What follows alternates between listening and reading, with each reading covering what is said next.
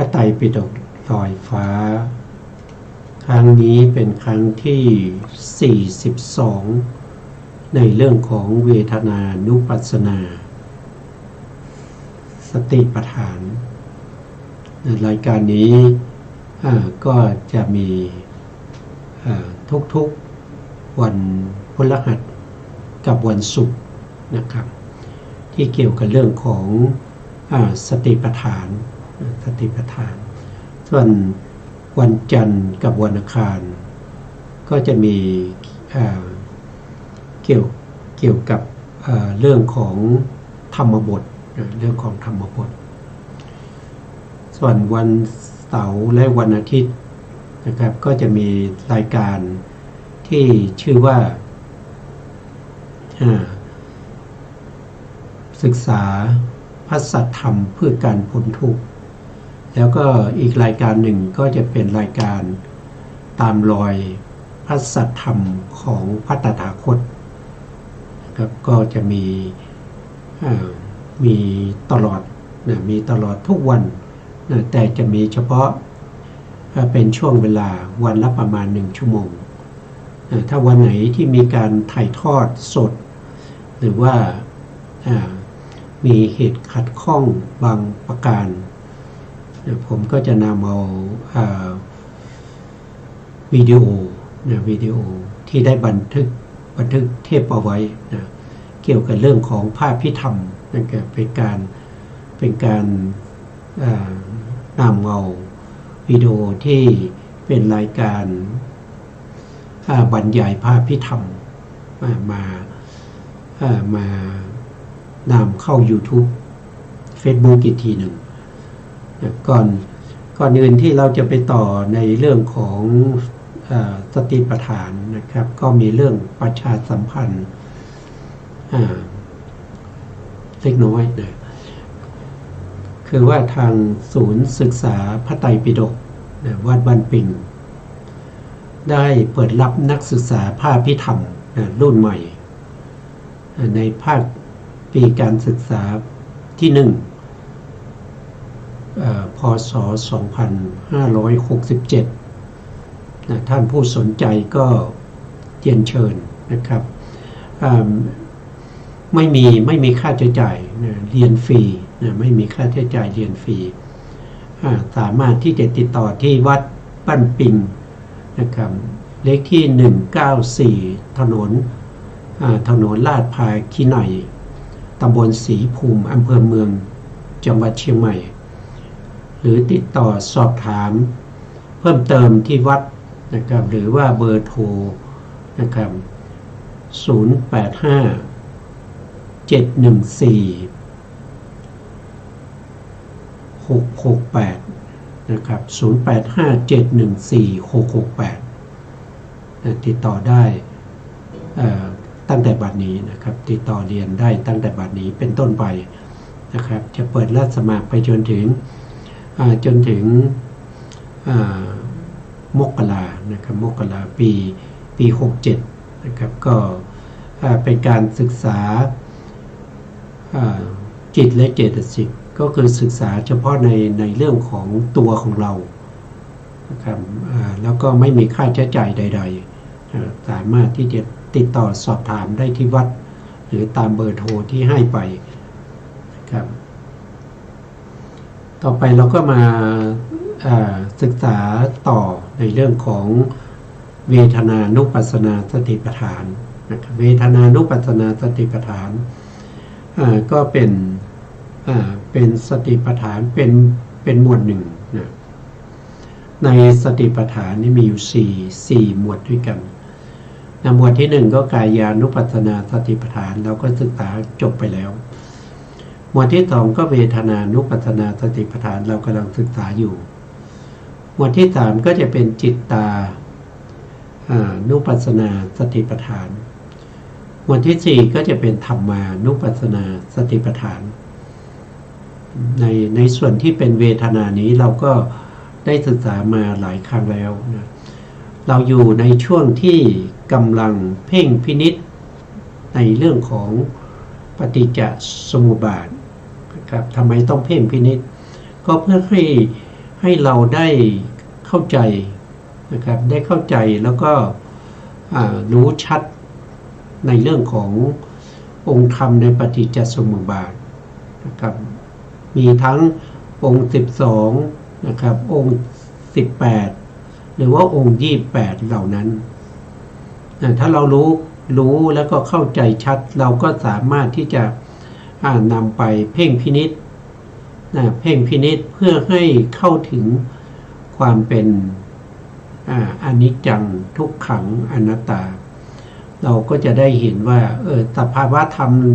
ที่เกิดขึ้นนะครับอยู่ในตัวเราในชีวิตประจำวันของเรามีแต่จิตเจตสิกแล้วก็รูปเหล่านั้นมันไม่ใช่เป็นอัตตาตัวตนมันไม่เที่ยงเนี่ยมันไม่เที่ยงมันไม่ได้เป็นสุขมันเป็นทุกข์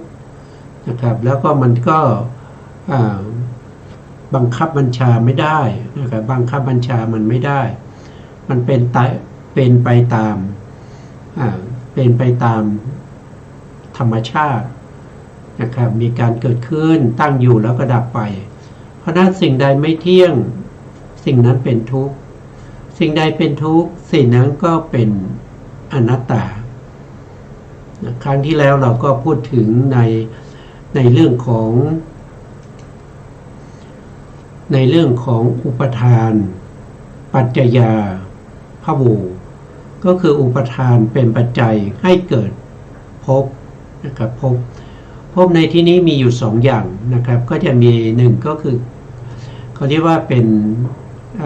นอุปปัตติภพหรืออุปปัตติภวะอันนี้คือการเกิดขึ้น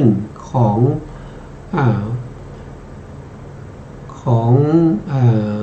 วิบากและกรรมชรูปวิบากคืออะไรวิบากก็คือเป็นผลของกรรมที่เราเคยทำในอดีตกรรมชรูปก็คือผลของกรรมนั่นเองนะครับจะมีทั้งวิบากนี้ก็คือได้แก่จิตแล้วก็เจตสิกที่เป็นผลของกรรมในอดีตนะผลของกรรมในอดีตแต่ในที่นี้เรามุ่งหมายถึงอดีตที่เป็นอัตถาคำว่าอัตถานี่ก็คือหมายถึงว่าภพที่แล้วนะภพที่แล้วที่เราได้ทำกรรมเอาไว้ไม่ว่าจะเป็นอกุศลกรรมหรือว่ากุศลกรรมนะครับที่เราเคยทำไว้นั้นนะก็จะส่งผลมาให้ได้เป็นวิบากกรรมชรูปในภพนี้อันนั้นก็คืออุปปัตติภวะนะอุปปัตติภวะหรืออุปปัตติภพเมื่อเราเกิดขึ้นมาแล้วเนี่ยนะครับเราไม่ได้เกิดมาแล้วก็เป็นประเภทที่เป็นไม่มีความคิดไม่มีการกระทำอย่างนี้มันไม่ใช่นะครับอย่างเช่นต้นไม้เกิดขึ้นมาต้นไม้ไม่มีความคิดต้นไม้ทำอะไรไม่ได้นะครับภูเขาแม่น้ำนะเขาไม่มีความคิดเขาไม่ทำกรรมเขาไม่ได้เกิดจากกรรมแต่สิ่งที่เกิดจากกรรมนั้นคือสัตว์ทั้งหลายที่เวียนว่ายตายเกิดอยู่ใน31ภูมิไม่ว่าจะเป็นสัตว์ในอบายเป็นมนุษย์เป็นเทวดาหรือเป็นพรหมก็ตามเมื่ออุบัติขึ้นมาในภพนะครับก็จะต้องมีการกระทำนะครับตอนเกิดขึ้นมาครั้งแรกนะจิตและกรรมชรูปนั้นเป็นผลของกรรมในอดีตแต่เมื่อเกิดขึ้นมาแล้วนะครับก็ได้สัมผัสกับอารมณ์ต่างๆได้คุกคีกับคนนั้นคนนี้นะครับในชีวิตประจำวันสิ่งเหล่านี้แหละที่มันเป็นตัวที่เป็นสภาวะธรรมที่เป็นกิเลสก็คือเมื่อเราได้เห็นใช่ไหมครับเราก็เกิดความยินดีพอใจในสิ่งที่เราได้เห็นหรือว่าเรามีความไม่พอใจในสิ่งที่เราได้เห็นหรือว่าเราเห็นแล้วก็เฉยๆไม่มีการนึกคิดไม่มีการใส่ใจถึงสภาวะธรรมที่เกิดขึ้นนะสิ่งเหล่านี้มันมีกิเลสแฝงอยู่ในอารมณ์นะครับ เพราะอารมณ์นั้นเป็นอารมณ์ที่มันมีอาสาทะก็คือความน่ารักน่ายินดีหรือว่ามันมีความไม่น่ารักน่ายินดีจึงทำให้สัตว์ทั้งหลายที่อุบัติขึ้นมานั้นเกิดการกระทำสนองต่อความต้องการเมื่อได้เห็นเมื่อได้ยินนะครับได้ยินเสียงเมื่อได้กลิ่นเมื่อได้ลิ้มรสเมื่อได้ถูกต้องสัมผัสนึกคิดต่างๆก็จะต้องมีการกระทำที่จะสนองต่อกิเลสที่เกิดขึ้นในใจเข้าไปยินดีเข้าไปขัดเคืองหรือว่าเข้าไปลุ่มหลงอยู่ในอารมณ์เหล่านั้นนะคำสั่งสอนของพระพุทธองค์ได้ทำให้เราเนี่ยได้เข้าใจถึงสภาวธรรมเหล่านี้ว่าสภาวธรรมเหล่านี้มีอยู่จริงแต่สภาวธรรมเหล่านี้มันไม่เที่ยงสภาวธรรมเหล่านี้มันเป็นทุกข์มันบังคับบัญชาไม่ได้ไม่สามารถที่จะให้เป็นไปตามที่เราต้องการได้เพราะมันเป็นอนัตตาให้เรารู้แล้วก็เข้าใจเมื่อเรารู้แล้วก็เข้าใจนะครับเราก็จะมีการปล่อยวางในสิ่งเหล่านี้นะครับปล่อยวางในที่นี้ก็คือต้องรู้สิ่งเหล่านี้อย่างชัดเจนต้องเพ่งพินิจสิ่งเหล่านี้ให้เกิดความรู้ความเข้าใจอย่างชัดเจนจิตใจก็จะยอมรับแล้วก็เข้าใจถึงสภาวะความเป็นจริงสิ่งเหล่านี้เมื่อเราพูดถึงอุปทานเป็นปัจจัยให้เกิดภพนะครับท่านก็ได้แยกภพออกเป็นสองอย่างนะครับก็คือได้แก่อุปปาติภพแล้วก็กรรมภพกรรมภพก็คือทำกรรมใหม่ที่ทำกรรมใหม่ในภพนี้อุปปาติภพเนี่ยเป็นผลของกรรมเก่าในอดีตเราก็มาต่อนะครับท่านมีท่านได้ครั้งที่แล้วเราถึงตรงนี้อวิชชาสังขาราอตีโตอัฏฐานี่ก็เป็นบาลีเป็นบาลีคืออะไรก็คือหมายถึงว่าอวิชชากับสังขารที่เป็นอดีตอัฏฐาก็คืออดีตก็คือภพที่แล้วนะครับภพที่แล้วเรามีอวิชชาเมื่ออวิชชาเป็นเหตุเป็นปัจจัยที่เกิดสังขารคือการกระทำทั้งที่ดีก็เป็นบุญทั้งที่ไม่ดีก็เป็นบาปที่มีมาในภพนู้นมีในภพนู้นนะครับจึงทำให้เรามีภพปัจจุบันนี้ตัวกรรมนั้นเขาเรียกว่าเป็นเจตนานะครับเจตนา29เจตนา29มาจากไหน29ก็มาจากเราทำบาปนะครับด้วยใจ12ดวงนั่นเรียกว่าเป็นอกุศลจิต12เจตนาที่อยู่ในอกุศลจิต12นั้นมีก็เป็นตัวกรรมเป็นตัวกรรมมี12แล้วก็ในส่วนที่เป็นกุศลส่วนที่เป็นกุศลก็มีมหากุศล8มหากุศลจิต8ก็มีเจตนา8แล้วก็มีในพวกที่เป็นรูปฌานรูปฌานอีก5รูปฌานอีก5 8 บวก 5ก็เป็น13อันนี้เป็นบุญอันนี้เป็นบุญ13แล้วก็มีอรูปฌานอีก4อรูปฌาน4ก็มีเจตนาอยู่ในอรูปฌานนั้นอีกเป็นบุญนะครับก็จะมี4ก็เป็น17เพราะฉะนั้นฝ่ายที่เป็นอกุศลมีอยู่12ฝ่ายที่เป็นกุศลเนี่ยมีอยู่17เมื่อรวมกันนะครับ12กับ17ก็เป็น29อันนี้คือเจตนาเจตนาถือว่าเป็นตัวกรรมเป็นตัวกรรมที่เกิดขึ้นในภพปัจจุบันเกิดขึ้นในภพปัจจุบันก็คือในอดีตเนี่ยส่งผลมานะครับแล้วปัจจุบันนี้เราก็มีกรรมเพราะว่า เราเกิดมาแล้วมันต้องมีการกระทำเราก็ต้องมีเรายังละกิเลสไม่ได้นั่นแสดงว่าเรายังมีกิเลสอยู่กิเลสนั้นเป็นตัวที่ทำให้เราต้องทำกรรมดีก็มีกรรมชั่วก็มีนะครับรวมกันก็เป็น29คือตัวเจตนา29นั้นนะที่เกิดขึ้นในภพปัจจุบันซึ่งเป็นเหตุให้อุปทานขันธ์เกิดขึ้นในภพหน้าก็คือในภพต่อไปนะก็คือในภพที่3นะครับก็คืออดีตเนี่ยเป็นภพที่1นะครับปัจจุบันนี้เป็นภพที่2แล้วก็ต่อไปข้างหน้าก็เป็นภพที่3เราทำกรรมในภพนี้จะส่งผลให้เราไปได้จะส่งให้เราไปได้ผลในภพที่3ก็คือภพหน้าแล้วก็ในภพหน้าเราก็จะต้องมีกรรมภาวะ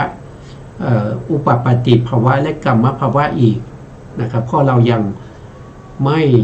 สิ้นราคะเรายังไม่สิ้นโทสะเรายังไม่สิ้นโมหะเรายังจะต้องมีการเวียนว่ายตายเกิดนะครับถ้าผู้ใดที่กำจัดเสียซึ่งราคะโทสะโมหะผู้นั้นก็ไม่ต้องไปรับผลในภพหน้านะครับจะกำจัดเสียซึ่งราคะโทสะโมหะได้ยังไงเรากำลังศึกษาอยู่เรากำลังศึกษาอยู่นะอันนี้ท่านก็อธิบายอย่างนั้นนะครับต่อมาท่านบอกว่ามัชเชอัฏฐปัจจุปันโนอัฏฐาตรงนี้ท่านก็บอกว่ามัชเชนี่ก็คือกลางๆนะครับอัฏฐานี่คือ8นะครับแล้วก็ปัจจุปันโนนี่คือปัจจุบันนะครับอัฏฐาก็คืออันนี้คือปัจจุบันนะก็คือภพปัจจุบันนะที่ผ่านมานะครับตรงนี้อาติตะอัฏฐาก็คือภพที่แล้วนะภพที่แล้วนะครับอันนี้เป็นภพปัจจุบันท่านบอกว่าในภพปัจจุบันนี้มีอยู่8นะมีอยู่8นะครับมัชเชอัฏฐานะครับอยู่ตรงกลางนะครับก็มีอยู่8ทีนี้มาดูที่ท่านอธิบายไว้นะครับอาการ20หรือประเภท20ว่าโดยการไม่มีการต่างกันนะครับเขาบอกว่าโดยอดีตว่าโดยปัจจุบันว่าโดยอนาคตเนี่ยไม่ต่างกันเลยนะจะมีอยู่20นะจะมีอยู่20อาการ20หรือประเภท20นะมันที่เป็นไปในอดีตแล้วก็เป็นปัจจุบันนี้ไม่ต่างกันนะครับคือท่านบอกว่าคืออดีตเหตุ5นะอดีตเหตุก็คือในเราเคยทำมาแล้วมีอยู่5อย่างก็คืออวิชชาสังขารตัณหาอุปทานและกรรมภวะอันนี้เป็นอดีตเหตุนะอดีตเหตุแล้วก็เป็นปัจจุบันเหตุนะปัจจุบันนี้เราก็มีอย่างนี้แหละนะครับเราก็ยังมีตัณหาอยู่นะเมื่อตัณหามากๆก็เป็นอุปทานเมื่อมีอุปทานก็จะต้องมีกรรมภวะนะมีกรรมภวะแล้วก็มีอวิชชาแล้วก็สังขารเราก็จะเห็นว่าอดีตเหตุ5ปัจจุบันในเหตุ5เนี่ยองค์ธรรมเหมือนกันแต่สลับตำแหน่งถ้าพูดถึงอดีตเนี่ยเขาจะขึ้นอวิชชาก่อนนะอวิชชาสังขารนะครับตามมาด้วยสังขารแล้วก็จะเป็นตัณหาคือกิเลสอุปทานก็คือกิเลสกรรมภวะนี่คือการกระทำนะการกระทำในภพปัจจุบันนะครับอวิชชากับสังขารเนี่ยท่านเป็นจัดอยู่ในประเภทที่เป็นอดีตนะอดีตแต่ในอดีตเนี่ยเราไม่ใช่จะมีเฉพาะอวิชชาและสังขารในอดีตเราก็เคยมีตัณหามาแล้วนะมีตัณหาแล้วก็อุปทานแล้วก็กรรมก็คือกรรมภวะที่เราทำในอดีตนะกรรมภวะก็คือการกระทำสังขารก็คือการกระทำนะครับนะอันนี้มี5องค์นะครับมี5องค์แล้วปัจจุบันก็มี5องค์ปัจจุบันก็จะขึ้นต้นด้วยตัณหา นะไม่ใช่อวิชชานะขึ้นต้นด้วยตัณหาอุปทานและกรรมภวะเพราะสามองค์นี้เป็นปัจจุบันภพแล้วก็ปัจจุบันภพนี้ไม่ใช่เราจะมีเฉพาะตัณหาอุปทานแล้วกรรมภวะเรามีอวิชชาด้วยเรามีอวิชชาและสังขารด้วยก็เอาอวิชชาและสังขารมาต่อตรงนี้นำมาต่อตรงนี้เราดูแล้วเนี่ยท่านบอกว่าอัฏฐานี่มัน8นะ8มัคเชก็คือตรงกลางปัจจุบันนะครับก็ต้องมีองค์8แต่ที่เราเห็นเนี่ยมันมี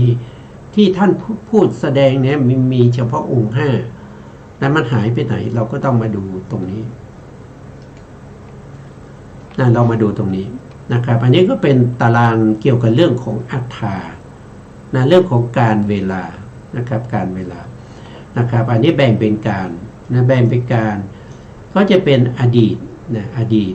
แล้วก็ปัจจุบันแล้วก็อนาคตนะอนาคตนะแต่ที่เขาพูดถึงการตรงนี้เนี่ยเขาพูดถึงตัวอัฏฐานะอัฏฐาก็คือการแต่เราพูดถึงอดีตภพนะอดีตภพก็คืออัฏฐานั่นเองอดีตภพปัจจุบันภพแล้วก็อนาคตภพเนี่ยเพราะว่ามันเป็นการเวลาที่ยาวเป็นภพชาตินะถ้าเราพูดถึงการในทางพระพุทธศาสนาเนี่ยที่พระพุทธองค์ทรงแสดงเนี่ยก็จะมีอยู่4อย่างนะก็จะมี4อย่างหนึ่งก็คือการที่เป็นขณะที่เล็กนะครับเขาเรียกว่าเป็นอนุขณะอย่างเช่นจิตเกิดขึ้นเนี่ยก็จะมีตรงที่เกิดขึ้นใช่ไหมครับมีตรงที่เกิดขึ้นมีตรงที่ตั้งอยู่แล้วก็มีตรงที่ดับไปรูปก็เหมือนกันก็จะมีตรงที่เกิดตรงที่ตั้งอยู่แล้วก็ตรงที่ดับไปตรงอนุขณะเล็กๆนั้นน่ะเขาเรียกว่าเป็นการที่เป็นขณะนะเป็นอนุขณะคือเล็กมากสั้นมากนะครับต่อมาท่านก็พูดถึงการที่ยาวขึ้นนะยาวขึ้นก็คือสันตตินะสันตติขณะสันตติการสันตติเนี่ยก็โดยมากก็จะพูดเป็นวิถีนะเป็นวิถีจิตนะครับเป็นวิถีจิตหรือว่าเป็นวิถีรูปนะครับรูปที่ควรเกิดนะครับที่เกิดขึ้นมาอย่างเช่นกรรมชรูปที่เกิดขึ้นนะครับ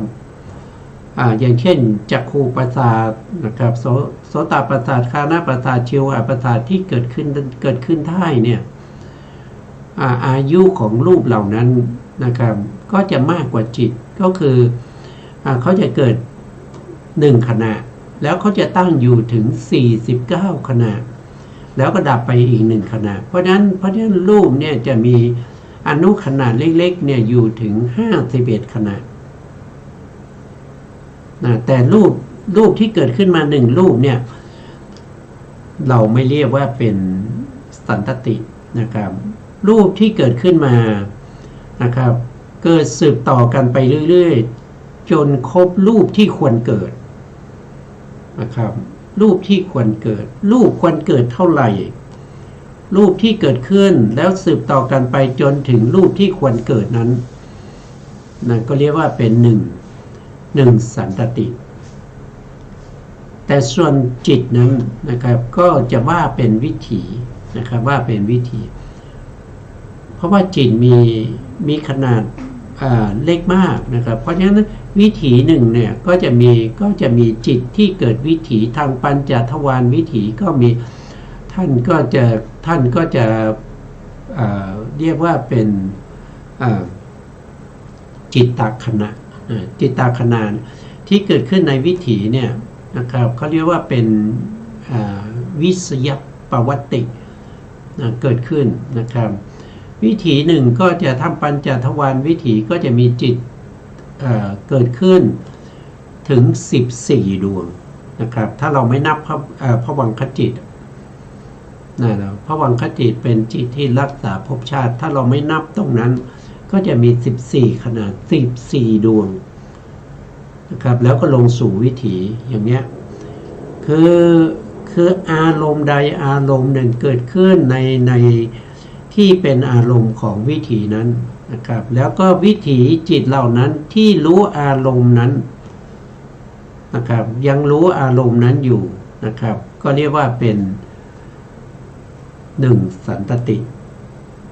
บางทีอาจจะมีหลายวิถีนะครับอาจจะมีหลายวิถีขึ้นอยู่กับ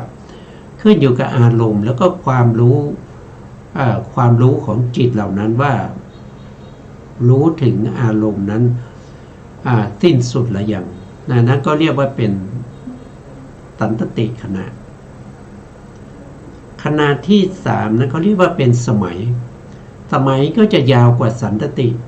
สันตตินี่สั้นกว่าสมัยนี้เขาจะพูดเป็นอย่างช่วงชีวิตของเรานะครับช่วงชีวิตของเราเนี่ยก็แบ่งออกเป็น3ช่วงด้วยกัน3ช่วงก็ในสมัยที่เป็นเด็กนะครับอายุไม่เกิน20นะไม่เกิน20หรืออันนี้เราเรียกว่าเป็นช่วงสมัยที่เป็นเด็กนะครับช่วงที่เราเป็นหนุ่มนะครับก็ตั้งแต่20ไปนะครับ20ไปจนถึง40-50นะครับก็เรียกว่าช่วงที่เป็นหนุ่มเลยจาก50ขึ้นไปก็เป็นช่วงที่เป็นชราเพราะเราก็จะพูดว่าสมัยที่เราเป็นเด็กอย่างเงี้ยเราก็รู้ว่าตอนที่เรายังอายุไม่ถึง20เนี่ยใช่ไหมครับบางทีคนแก่ก็ว่าตอนที่ผมเป็นหนุ่มเนี่ยตอนนี้แสดงว่าอายุเกิน60แล้วสมัยเป็นหนุ่มก็ตั้งแต่20มาจนถึง60ปัจจุบัน60ปลดเกษียณปลดเกษียณถึงเป็นชราเป็นลักษณะอย่างนี้เราก็จะเรียกว่าเป็นสมัยเป็นสมัยแต่ถ้าพูดเป็นภพเป็นชาตินั้นก็จะเรียกว่าเป็นอัฏฐาเพราะว่าเป็นอัฏฐาทีนี้เราเข้าใจในเรื่องของการที่เกี่ยวกับอัฏฐานี้นะครับว่าเป็นก็แบ่งเป็นอดีตชาติปัจจุบันแล้วก็อนาคตชาติทีนี้เราก็มาดูองค์ที่เราสงสัยนะครับท่านบอกว่าองค์ปฏิจจสมุปบาทนี่มีอยู่12นะครับเราพูดถึงองค์12เราไม่พูดถึงประเภท18แล้วก็พิสดาร28เราไม่พูดถึงเราพูดถึงองค์12องค์12ก็จะมี1ก็คืออวิชชา2ก็คือสังขาร3คือวิญญาณ4คือนามรูป5สลายตนะ6ผัสสะเวทนา7เวทนา8ตัณหา9อุปทาน10ภาวะ11ชาติ12ชรามรณะนะครับเราก็ไปดูตรงที่ท่านอธิบายก็คือเรื่องของอาการ20อาการ20ท่านบอกว่าตรงกลางมี8ตรงกลางมี8นะครับตรงกลางนี้มันมีอยู่8องค์ด้วยกันนะครับก็ท่านก็บอกว่ามี8องค์นั้นนับยังไงนะครับมี8องค์นั้นนับยังไงก็นับตรงที่เป็นปัจจุบันนับตรงที่เป็นปัจจุบันปัจจุบันการก็คือตรงกลางจากกลางของอะไรกลางของอดีตกับอนาคตก็จะมีอยู่8องค์มีอยู่8องค์ก็คือเริ่มตั้งแต่วิญญาณนะครับปัจจุบันมันจิตดวงแรกแล้วรูปแรกที่เกิดขึ้นก็เกิดในปฏิสนธิการก็เรียกว่าเป็นปฏิสนธิจิตแล้วก็กรรมชรูปที่เกิดที่อุปาทขณะของปฏิสนธิจิตก็อาศัยวิญญาณวิญญาณก็อาศัยหทัยวัตถุที่เกิดพร้อมกันนั้นเป็นครั้งแรกนี่เป็นปัจจุบันอยู่ตรงกลางนะครับหลังจากนั้นหลังจากตรงที่เกิดเขาไม่ได้เกิดเฉพาะวิญญาณแล้วก็กรรมชรูปเขายังมีนามก็จะเป็นนามรูปะในตรงกลางนะครับก็เป็นองค์ที่3ก็คือสลายตนะ4ก็คือผัสสะ5คือเวทนา6คือตัณหา7คืออุปทาน8ก็คือภวะนะครับอันนี้คือตรงกลาง มีอยู่8 องค์ด้วยกันนะ8 องค์จริงๆแล้วอดีตชาติก็มี8 องค์นะครับมันจะมีเหมือนกันนะอดีตชาติก็มี8 องค์นะตรงกลางของอดีตชาติก็มี8 องค์อนาคตต่อไปถ้าเรายังเป็นปุถุชนเราก็จะต้องมีแบบนี้แหละนะครับก็มีแบบนี้คืออะไรก็จะต้องมีปฏิสนธิจิตแล้วก็มีนามรูปคือนามคือเจตสิกที่เกิดในปฏิสนธิจิตคือวิญญาณนั้นและกรรมชรูปก็คือได้แก่รูปะกรรมชรูปที่เกิดขึ้นที่เกิดขึ้นครั้งแรกถ้าเกิดเราเป็นมนุษย์ก็เกิดในครรภ์ปัจจุบันนี้ก็มนุษย์เราก็เกิดในครรภ์พอเกิดในครรภ์รูปที่จะเกิดพร้อมกันกับปฏิสนธิจิตเนี่ยมีอยู่3 รูปนะมีอยู่3นะมีอยู่3ก็คือ1ก็คือได้แก่ภาวะรูปภาวะก็คืออิทธิภาวะหรืออิทธิภาวะหรือปุริสภาวะก็คือรูปที่แสดงถึงความเป็นผู้หญิงและผู้ชายมีมาตั้งแต่ปฏิสนธินะครับมีมาตั้งแต่ในครรภ์มีมาตั้งแต่ในครรภ์ปฏิสนธิครั้งแรกที่เป็นน้ำใสๆน้ำใสๆขุ่นๆเป็นน้ำสีออกอย่างสีชมพูน้ำล้างเนื้อเนี่ยตอนนั้นรู้มีเพศแล้วนะโทษทีเขาไม่เรียกเพศเขาเรียกว่าเป็นภาวะนะครับสามารถที่จะรู้ว่าเป็นอิทธิภาวะคือเป็นหญิงหรือว่าปุริสภาวะคือเป็นชายรู้มาตั้งแต่ปฏิสนธิการแล้วรูปที่2เขาเรียกว่าเป็นกายะทัสสะกักลามอันนั้นก็คือประสาทกายประสาทกายก็มีตั้งแต่ปฏิสนธิแล้วนะครับรูปที่3นะเขาเรียกว่าเป็นหัตถยวัตถุหัตถยวัตถุเป็นที่อาศัยเกิดของปฏิสนธิจิตแล้วก็เจตสิกแล้วก็ปฏิสนธิจิตปฏิสนธิจิตนั้นก็เป็นปัจจัยให้แก่หัตถยวัตถุด้วยเพราะหัตถยวัตถุและปฏิสนธิจิตเนี่ยเขาอาศัยซึ่งกันและกันเกิดขึ้นอาศัยซึ่งกันและกันเกิดขึ้นผู้ที่เกิดในครรภ์ก็จะมีอยู่3นะครับมีอยู่3ก็คือมีภาวะรูปมีกายะทัสสะกักลามภาวะรูปก็เรียกว่าภาวะทัสสะกักลามนะภาวะทัสสะกักลามแล้วก็มีกายก็เรียกว่ากายะทัสสะกักลามแล้วก็วัตถุที่เป็นที่อาศัยเกิดของนามธรรมก็เรียกว่าเป็นวัตถุทัสสะกักลามมีอยู่3 รูปแต่ถ้าเกิดใน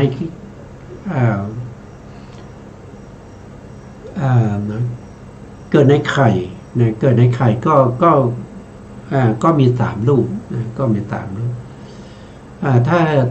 ถ้าไปเกิดเป็นอะไรเป็นเปรตเป็นสัตว์นรกเป็นเทวดาหรือเป็นพรหมพวกนี้เขาจะเกิดด้วยโอปปาติกะโอปปาติกะพวกที่เกิดด้วยโอปปาติกะที่เป็นสัตว์นรกเป็นเปรตหรืออสุรกายบางชนิดนะครับแล้วก็เทวดาพวกนี้จะมีรูปอยู่7 รูปมีรูป7 รูป7 รูปก็คือได้แก่อะไรก็คือได้จักขุทัสสะกักลามคือตาจะเกิดขึ้นพร้อมเพราะเขาเป็นโอปปาติกะเกิดผุดโตทันทีก็จะมีจักขุทัสสะกักลามโสตทัสสะกักลามก็มีประสาทหูด้วย3คานาทัสสะกักลามพูดถึงเทวดานะไม่ได้พูดถึงผม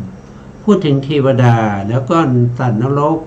เปรตอสุรกายที่เกิดด้วยโอปปาติกะมี7 รูปมี7 รูป1จักขุทัสสะกักลาม2โสตทัสสะกักลาม3คานาทัสสะกักลาม4ชิวหาทัสสะกักลาม5กายะทัสสะกักลาม6หัตถยะ ทัตตกกลาภก็คือวัตถุรูป7ก็คือชีวิตะนวกกลาภก็จะมีอยู่7รูปนะมีอยู่7รูปเกิดพร้อมกับปฏิสนธิสำหรับสัตว์ที่เป็นโอปปาติกาที่ในกามภูมิส่วนสัตว์ที่ไปเกิดเป็นพรหมนะไปเกิดเป็นพรหมก็เกิดด้วยโอปปาติกะเช่นเดียวกันนะเขาจะมีอยู่4รูปเขามี4รูปนะครับมีอะไรบ้างนะครับก็จะมีจักขุทัตตกกลาภมีประสาทตา2ก็คือโสตทัตตกกลาภมีประสาทหู3ก็คือหาทยทัตตกกลาภนะ4ก็คือชีวิตะนวกกลาภเขาจะมี4รูปเขาไม่มีคานะเขาไม่มีจมูกประสาทจมูกเขาไม่มีประสาทลิ้นเขาไม่มีประสาทกายเขาไม่มีสิ่งเหล่านี้เขาไม่มีภาวะรูปเขาไม่มีภาวะรูปนะเพราะสิ่งเหล่านี้พวกพรหมเขาข้ามพ้นจากความเป็นกามภูมิไปแล้วเขาเป็นพรหมข้ามพ้นจากกามไปเพราะถ้าบุคคลที่มีจมูกมีจมูกประสาทจมูกประสาทลิ้นประสาทกายแล้วก็มีภาวะของความเป็นหญิงเป็นชายจะอยู่ในกามภูมิ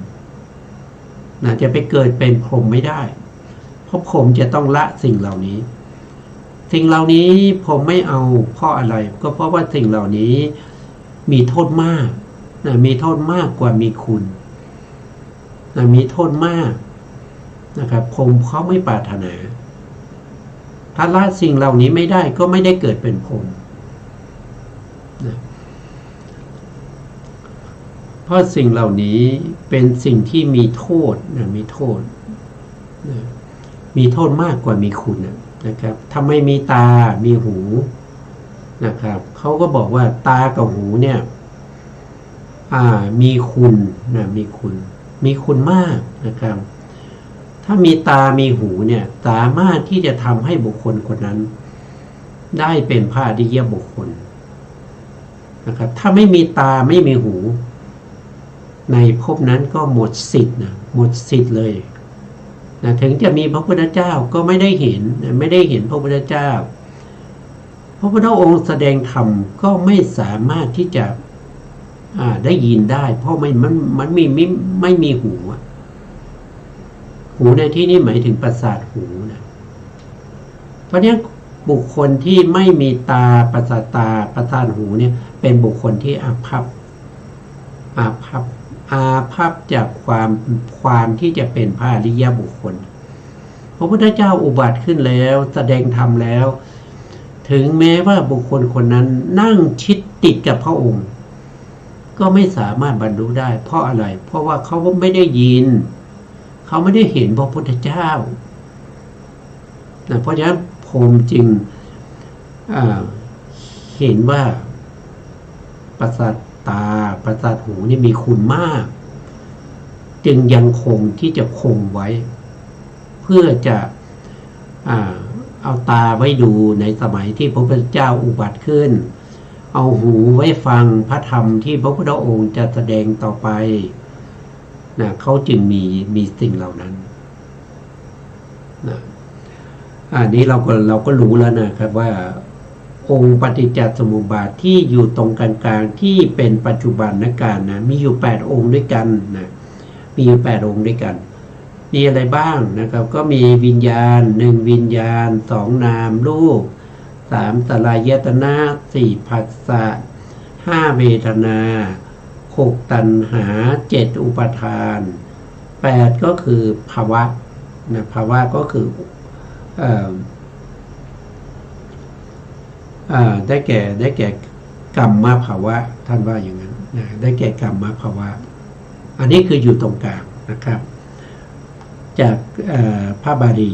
จากพระบาลีที่พระพุทธองค์แสดงนะครับก็คือมัชเชอัฏฐาปัจจุปันโน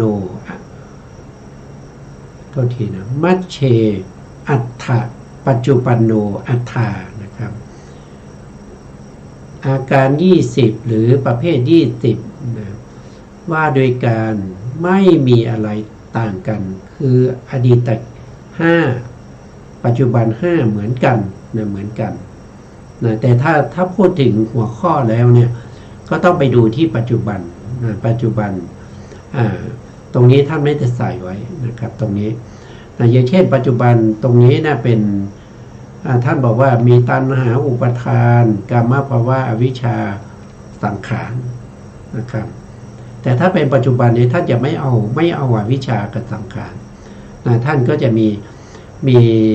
วิญญาณนามรูปสลายตนะนะครับสลายตนะแล้วก็มีอะไรมีเวทนานะครับผัสสะแล้วก็เวทนานะครับผัสสะแล้วก็เวทนานะครับ5 องค์นะ5 องค์มาบวกกับตัณหาเป็น6แล้วก็อุปทานเป็น7กามภวะก็เป็น8นะก็จะได้8นะครับว่าโดยการกระทำนะครับต่างกันดังนี้นะครับถ้าว่าโดยการกระทำแล้วก็ต่างกันยังไงท่านบอกว่าบุพพเจตนาก็คือตัวเจตนาจงใจนะครับก่อนที่จะทำจิตเราคิดยังไงนะจิตของเราเป็นยังไงก่อนที่เราจะทำนะทำอะไรทำกุศลหรืออกุศลอย่างเงี้ยนะครับบุพพเจตนาที่เกิดก่อนการกระทำกุศลและอกุศลชื่อว่าสังขารนะชื่อว่าสังขารก็คือก่อนที่จะทำนะชื่อว่าสังขารส่วนมุญจนะเจตนาที่ขนาดกำลังทำกุศลอกุศลนี้ชื่อว่ากรรมภวะในขณะที่ทำนะก็คือปัจจุบันนะก็เรียกว่าเป็นกรรมภวะต่อไปหรืออีกในหนึ่งนะครับจิตและเจตสิกนะครับเว้นเจตนาเจตสิกนะครับเจตนาเป็นเจตสิกนะจิตและเจตสิกที่เว้นจากเจตนาที่เกิดพร้อมกับกุศลและอกุศลเจตนาชื่อว่าสังขารส่วนกุศลและอกุศลเจตนาตัวเจตนาที่เว้นนะครับชื่อว่าเป็นกรรมภวะนะก็ฟังแล้วก็บางท่านก็เข้าใจบางท่านก็ไม่เข้าใจก็ไม่เป็นไรนะไม่เข้าใจก็ไม่เป็นไรเพราะว่าเราศึกษาใหม่เราอาจจะมี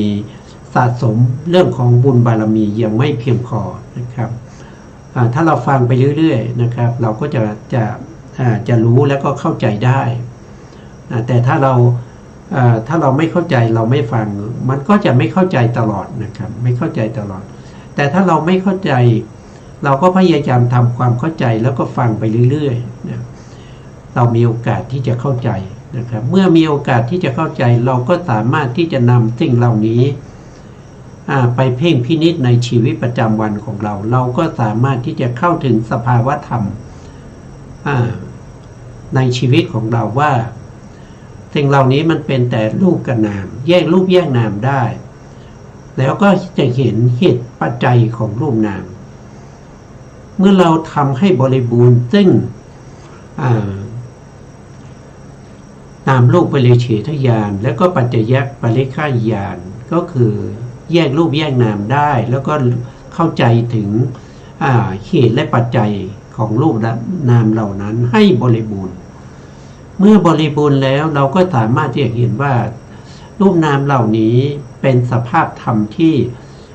มันมีการเกิดขึ้นตั้งอยู่ดับไปนั่นก็แสดงว่าเราเข้าถึงสัมมัสสนญาณวิปัสสนาญาณวิปัสสนาญาณเห็นพระไตรลักษณ์ใหม่ๆอยู่เรียกว่าเป็นเบื้องต้นนะครับก็คือสัมมัสสนญาณแล้วก็เห็นความเป็นอนิจจังทุกขังอนัตตาแล้วนะครับก็ขึ้นอยู่กับแต่ละบุคคลนะครับแต่ละบุคคลบางคนก็เห็นอนิจจังอนิจจัง อันนี้จะลักษณะชัดเจนนะบางคนก็เห็นทุกขานะหรือทุกขลักษณะชัดเจนบางคนก็เห็นความไม่มีสาระนะไม่มีแก่นสารบังคับบัญชาไม่ได้เรียกว่าเป็นอนัตตลักษณะปรากฏชัดเจนแต่ละบุคคลก็ไม่เหมือนกันนะไม่เหมือนกันไม่ใช่ว่าทุกคนจะเหมือนกันนะก็แตกต่างกันไปนะครับความเป็นอนิจจังทุกขังอนัตตาของแต่ละท่านไม่เหมือนกันนะเมื่อเราทำสิ่งเหล่านี้ก็ถือว่าเรากำลังปฏิบัติตามคำสั่งสอนของพระเจ้านะครับเมื่อเราเข้าถึงวิปัสสนาญาณนั่นก็เป็นผลของการเพ่งพินิจปฏิจจสมุปบาทหรือว่าเพ่งพินิจในเรื่องของอายตนะ12ธาตุ18ที่เราศึกษามาเพราะสิ่งเหล่านี้เป็นอารมณ์ของวิปัสสนาเขาเรียกว่าเป็นวิปัสสนาภูมิก็จะมีตั้งแต่1ก็คือขันธ์5 2ก็คืออายตนะ12 3ก็คือธาตุ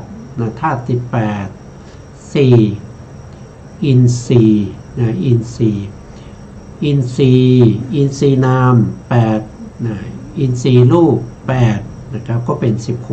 16นะครับหรือ19นะครับเพราะว่ามีการขยายออกไปขยายจากไหนขยายจากเวทนาอย่างเงี้ยเวทนาสิน4ขยายออกไปเป็น5ก็คือสุขินตี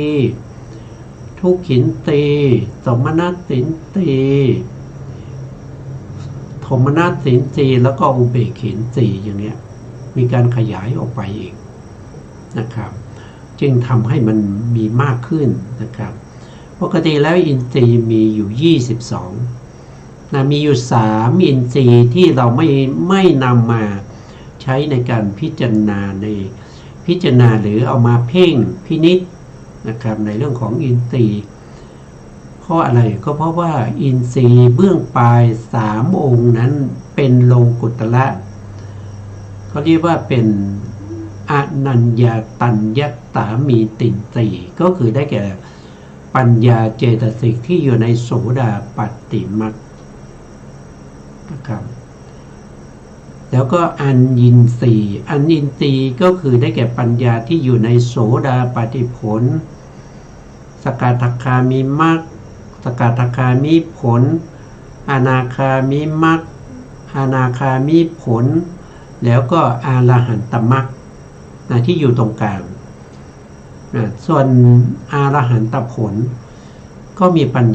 ญานั้นเรียกว่าอัญญาตาวินสีอันนี้เราไม่นำมาในการเพ่งพินิจในเรื่องของอินทรีย์เพื่อให้จิตของเราเข้าถึงวิปัสสนาญาณไม่ได้นะจะไม่เข้าถึงวิปัสสนาญาณเพราะอะไรเพราะว่าพวกที่เป็นมรรคจิตผลจิตเนี่ยมันไม่ใช่เขาไม่เรียกว่าเป็นขันธ์นะเขาไม่เรียกเป็นขันธ์เขาเรียกว่าเป็นขันธวิมุตติคือพ้นจากความเป็นขันธ์เพราะเป็นโลกุตระเป็นฝ่ายที่ทำลายเสียซึ่งวัฏฏะแต่ที่เราเจริญนะเป็นโลกิยะนะเป็นโลกิยะประเภทโลกิยะเป็นการส่งเสริมให้มีการเกิดนะครับเพราะฉะนั้นเราจึงจะต้องรู้ชัดในสิ่งเหล่านี้รู้ชัดไปเพื่ออะไรรู้ชัดไปเพื่อจะละเพื่อจะกำจัดเพื่อจะไถ่ถอนเสียซึ่งความเป็นโลกิยะทั้งหลายเหล่านี้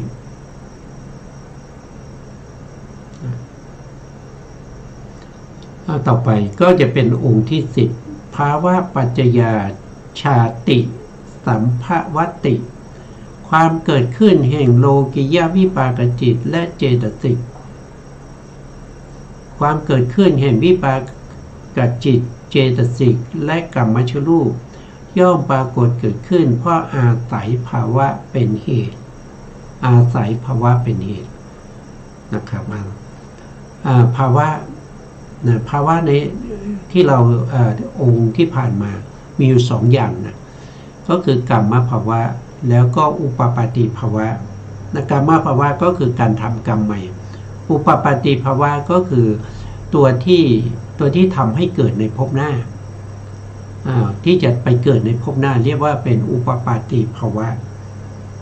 กรรมภาวะก็คือทำกรรมในภพนี้นะ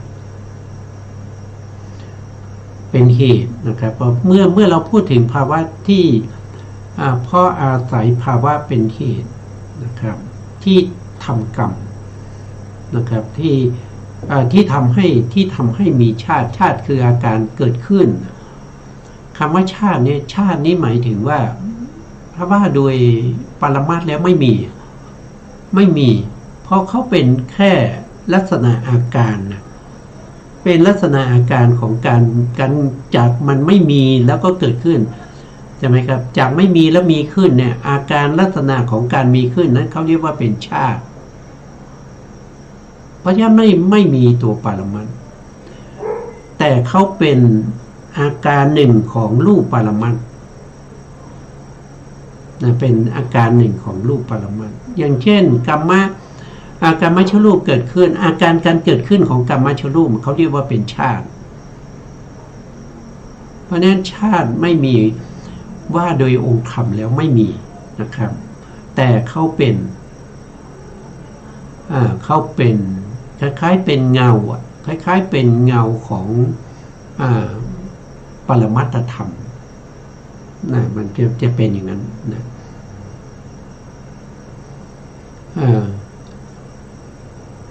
กรรมภาวะได้แก่ตรงนี้ท่านบอกว่ากรรมภาวะก็คือได้แก่อากุศลเจตนา12อากุศลเจตนา12ก็คือเจตนาคือความจงใจเป็นเจตสิกดวงหนึ่งที่เกิดร่วมกับอกุศลจิตอกุศลจิตมี12เพราะนั้นเจตนาไปเกิดร่วมด้วยก็มี12เพราะว่าไปเกิดอกุศลจิตเจตนาก็ไปเกิดร่วมด้วยโลภะมูลจิตมี8ก็เจตนามี8ในโลภะมูลจิตแต่ละดวงก็มี1เจตนาอย่างเงี้ยนะครับแล้วก็โลกิยะกุศลเจตนา17นะครับโลกิยะกุศลเจตนา17นะครับวันนี้ต้องไว้แค่นี้ก่อนนะครับเพราะเวลาหมดแล้วนะซึ่งการศึกษาสิ่งเหล่านี้เป็นการศึกษานะพระธรรมที่พระพุทธองค์แสดงไว้เพราะฉะนั้นจึงมีประโยชน์แก่เรานะครับแล้วก็สิ่งเหล่านี้เป็นตัวที่จะนำเราไปสู่ความหลุดพ้นได้นะครับวันนี้เวลาหมดแล้วนะครับสุดท้ายนี้ขอกราบขอบคุณพระครูสมุทรวิสุวัฒน์วรกิจโจผู้อำนวยการสถานีวิทยุเพื่อการศึกษาพระพุทธศาสนาและวัฒนธรรม FM 104.5 เมกะเฮิรตซ์วัดฝายหินจังหวัดเชียงใหม่ได้ขอกราบขอบคุณพระครูปริยัติยานุตาขอบคุณท่านผู้ฟังและผู้ชมทุกท่านที่ให้เกียรติติดตามในรายการพระไตรปิฎกลอยฟ้าพบกันใหม่ในครั้งต่อไปครับวันนี้ลาไปก่อนครับสวัสดีครับ